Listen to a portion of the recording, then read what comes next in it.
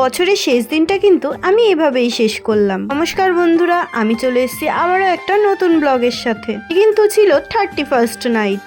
ভিডিওটা আমার পোস্ট হবে কিন্তু 1 জানুয়ারির দিন। দেখো, অন্য বছর কিন্তু আজকের দিনে আমরা পিকনিক করে থাকি, কিন্তু এখন তো সব বান্ধবীরই বিয়ে হয়ে গিয়েছে, তাই তো বা ব্যস্ত, ওর কাছে বা সময়ের বড্ড অভাব, আর কেউ বা ভুলেই গিয়েছে। বছরই তো যে যার মতন ব্যস্ত থাকি, তার মাঝের থেকেও কি একটা দিন বার করা যায় না?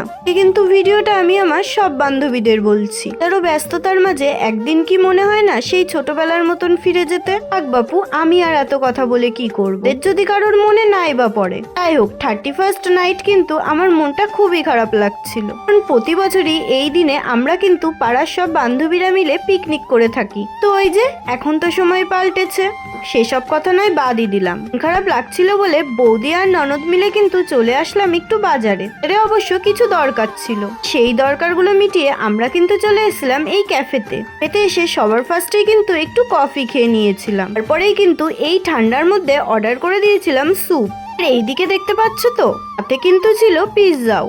পিৎজাটা অবশ্য পাপানের খুব প্রিয়, সেই জন্যই কিন্তু পিৎজাটা পাপানের জন্য অর্ডার করা হয়েছিল। নামে কিন্তু ছেলের, খাবো কিন্তু সবাই।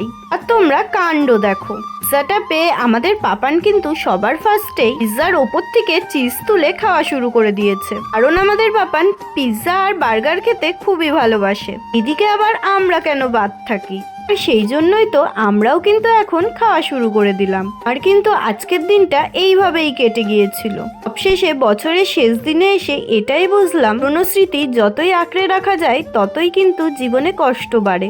তাই তো সবকিছু ভুলে নতুন বছরে আবারও পা দিতে চলেছি। নতুন বছরটা না হয় নতুন ভাবে শুরু হোক। সবাইকে হ্যাপি নিউ ইয়ার। ব্লগটা আমি এখানেই শেষ